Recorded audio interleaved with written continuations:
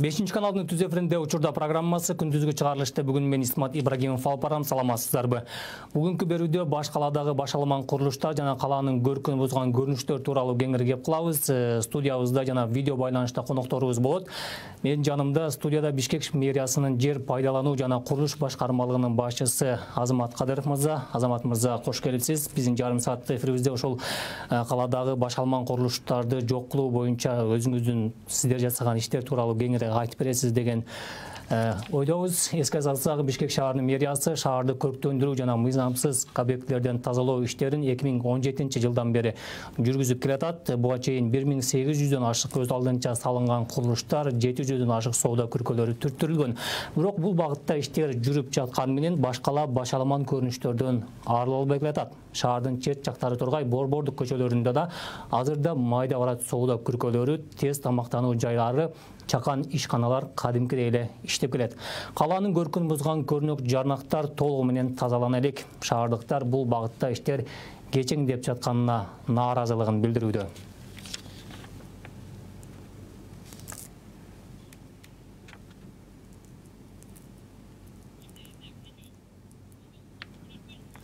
Саламатсызбы, Абдыкадыр мырза?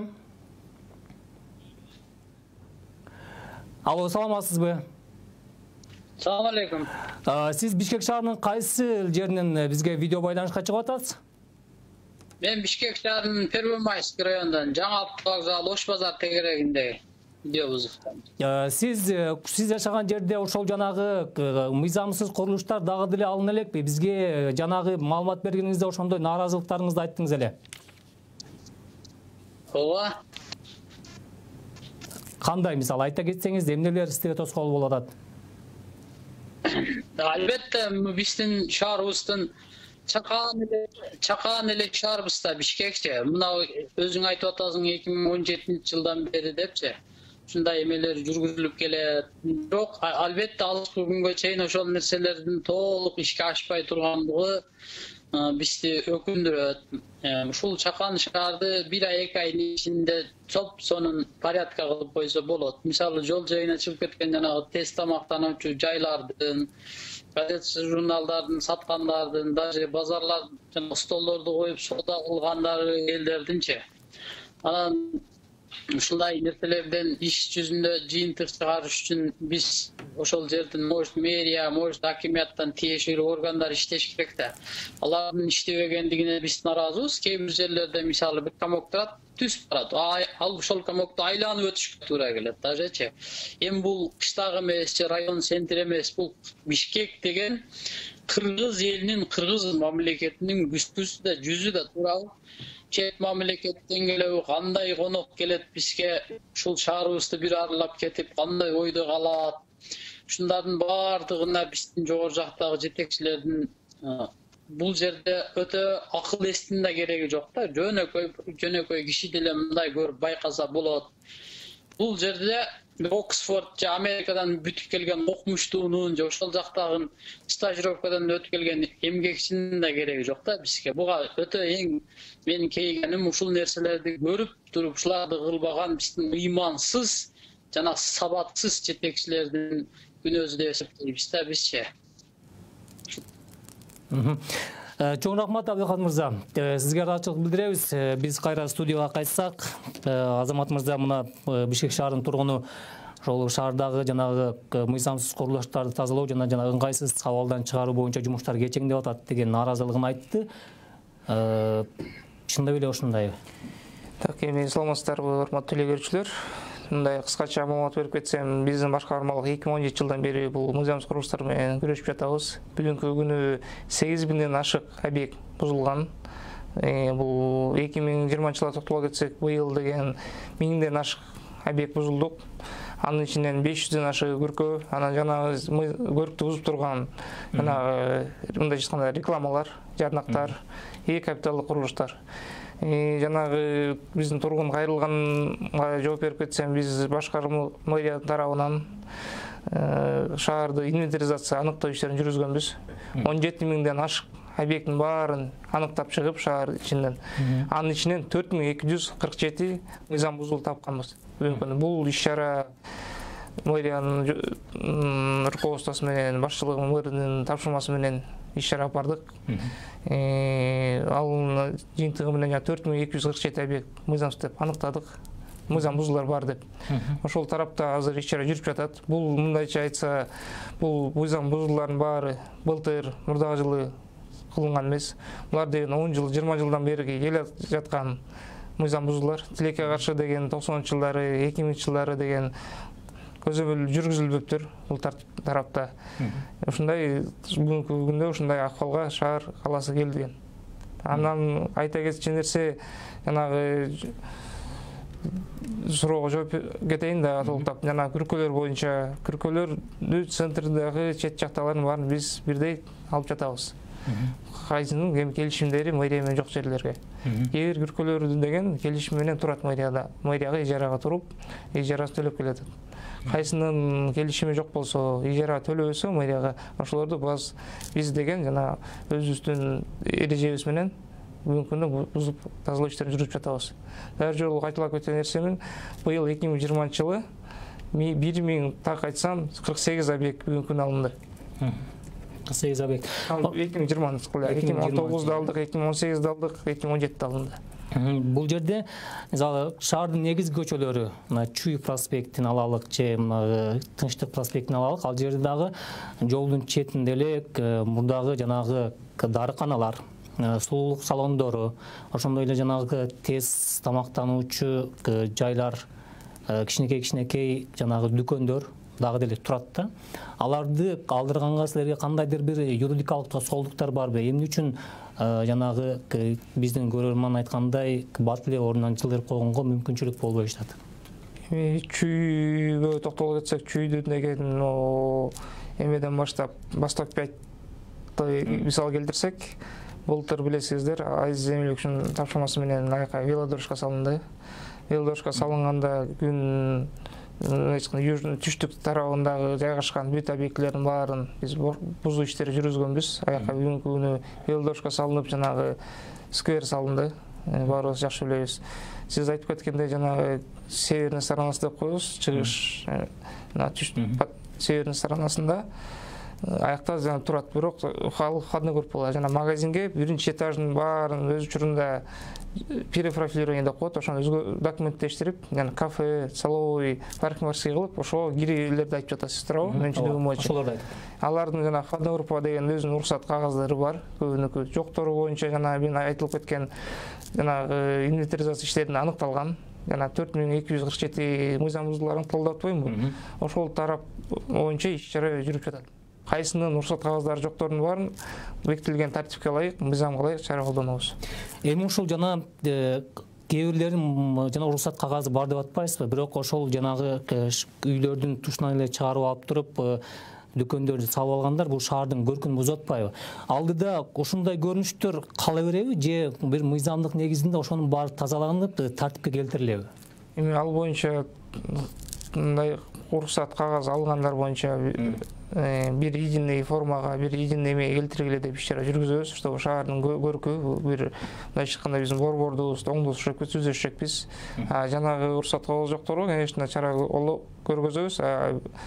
Эми өз учурунда бул 2000-жылдары, 2005-жылдары өз учурунда уруксат кагаздары берилиптир.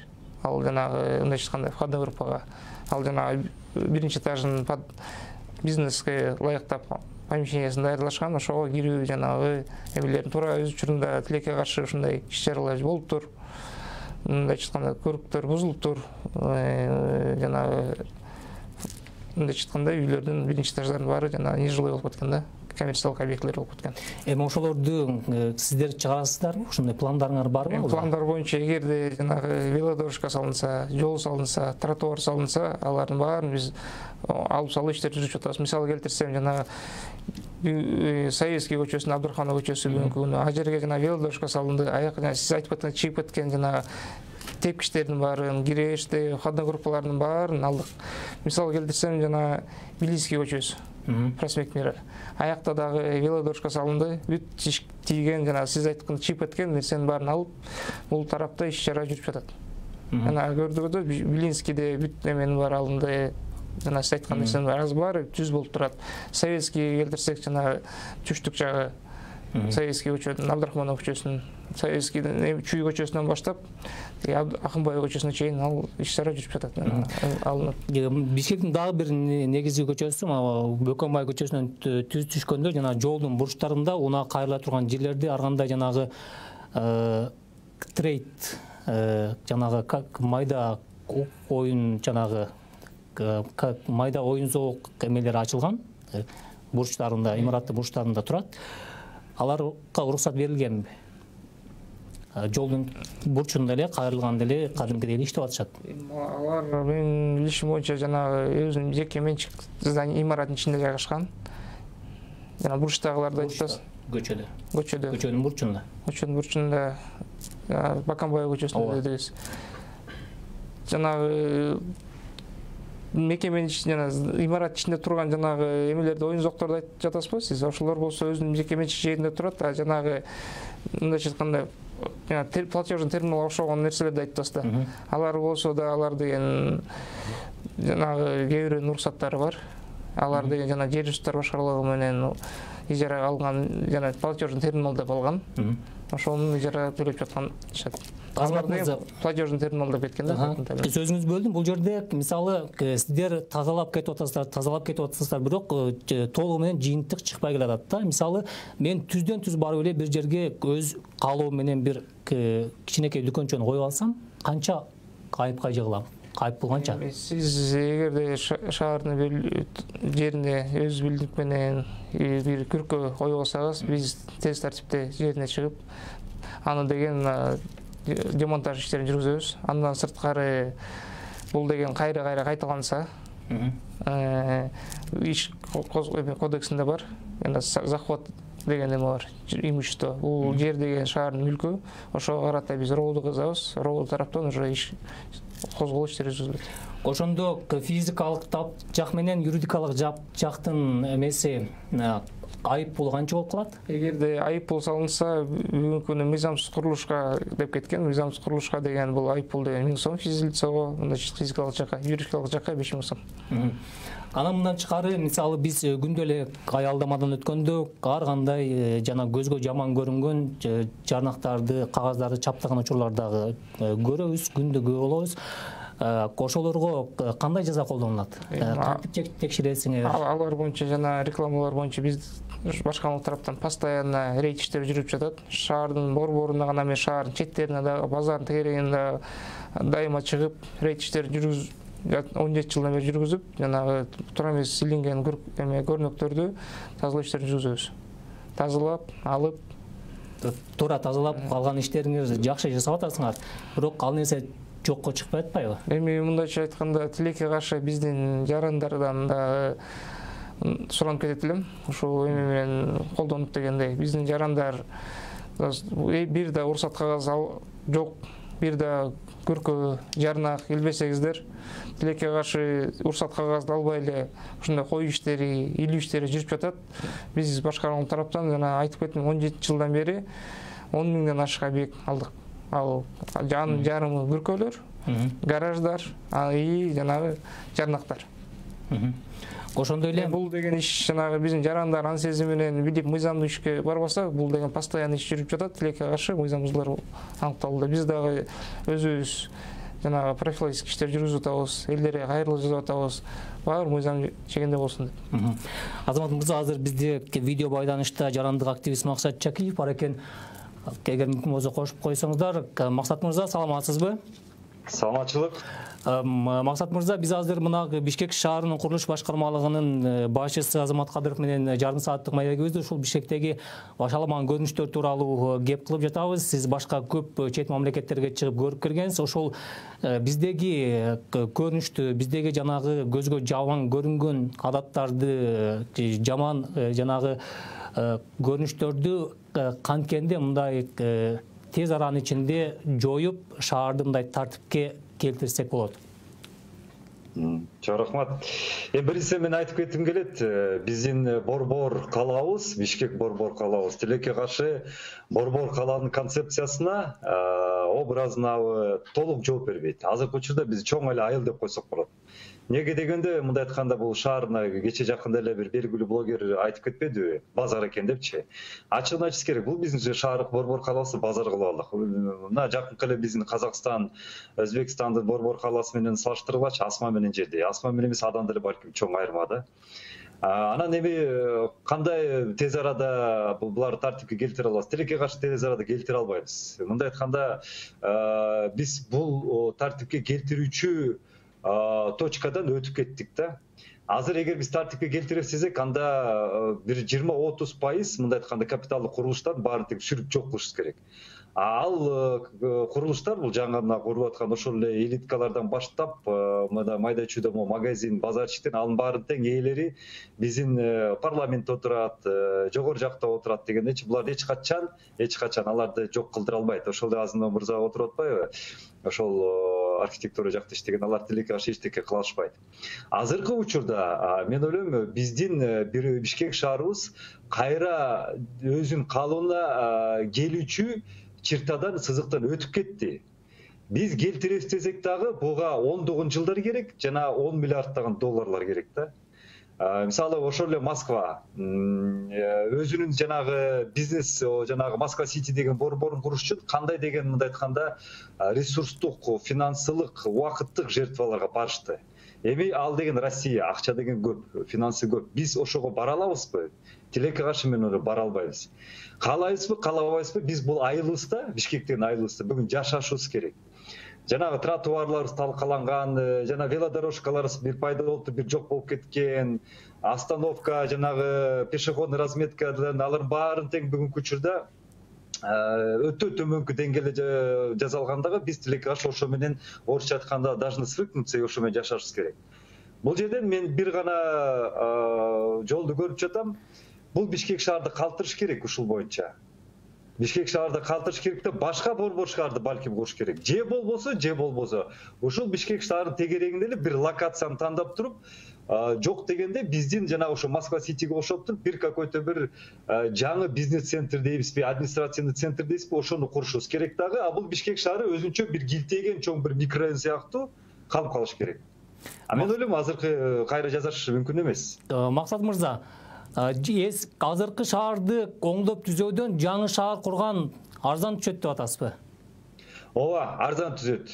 Себеп дегенде бул азыркы учурда Бишкек шаары мындай бир чоң өзүнчө урбан монстр болуп калды да. Ошол эле мына могул биздин ички жолдун астындагы эски Союз убагында калган трубопровод инфраструктурадан баштап, мисалы ТЭЦ-5 жана ДЗУКтан баштап, анын баарын ойлосоңуз, кайра алып чыгып жасаш дегенде мындай.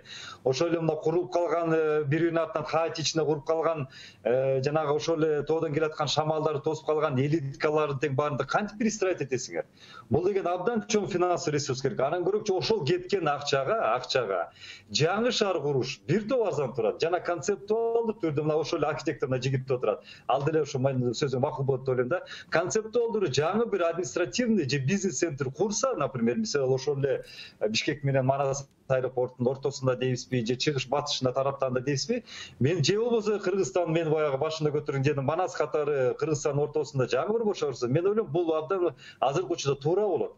Ал эми бул азыр чоңоюп калган гигантский урбан монстрду кайрадан переделать этебиз деген, биз кечиресиз, бул ТЭЦ-2 же ТЭЦ-3 эле эмеси болуп калат, кайра элечи ызычуусу болот. Буга миллиард долларлар керек. Анан көрүкчү жаңы нерсе курган жакшы.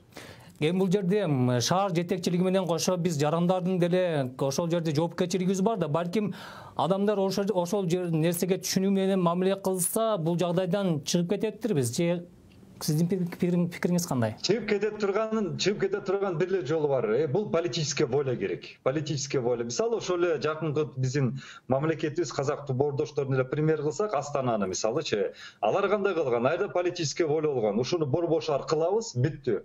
Жанагындай хаотичный курулат турган үйлөр дейбизби, магазиндерди, жанагындай азыр супермаркеттердеги, гипермаркеттерде жер участок таптаса ошол жерге саябат атпайбы? Эми атын айтпай эле коеюн, алар антиреклама болбосун. Ошолорду сеңер баарын тең токтотушкан. Биз буну борбор шаарын концептуалдуу түрдө кылабыз деген. Эгер азыркы учурда биздин мэрдин ошондой политический волясы болсо, а бирок ада жок ал воля. Эгер болсо, ошонун баарын азыр токтотсо болот.